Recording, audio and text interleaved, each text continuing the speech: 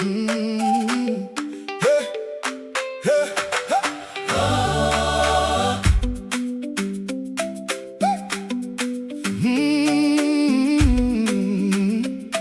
Yeah. Mwari niripano ndakatakura marwadzo, moyo wangu wanzwa nzara, asi ndichiri kufamba vanoti ndasara ndega, asi handisi ndega.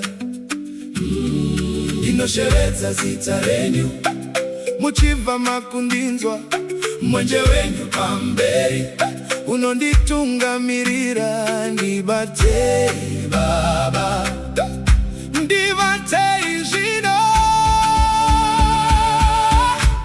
Musarega ndichidyiwa neshumba, Musarega ndichidyiwa neshumba. Jesu ndi Mwari wangu, Ndinofamba ndakachengeteka. Musarega ndichidyiwa neshumba, Musarega ndichidyiwa neshumba. ndiri mwana wenyu, ndichasvika ndakakunda.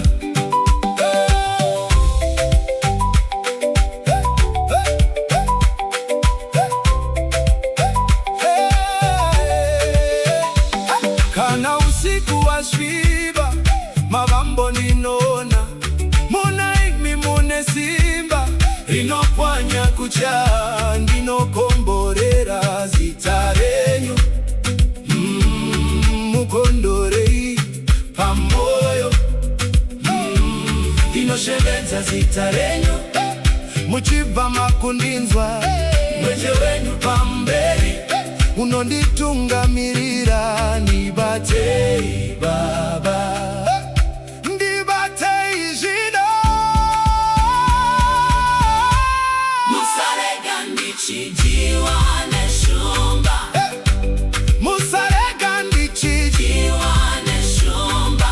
Jesu ndi Mwari wangu, ndinofamba ndakachengeteka. Musarega ndichidyiwa neshumba, Musarega ndichidyiwa neshumba. ndiri mwana wenyu, ndichasvika ndakakunda.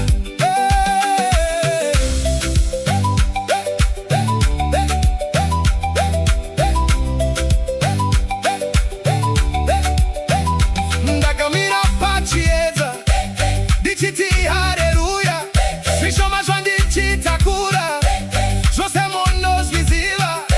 Shumba haitongoni kana muri neni. Musarega ndichidyiwa neshumba, Musarega ndichidyiwa neshumba. Jesu ndi Mwari wangu, ndinofamba ndakachengeteka. Musarega ndichidyiwa neshumba, Musarega ndichidyiwa neshumba. ndiri mwana wenyu, ndichasvika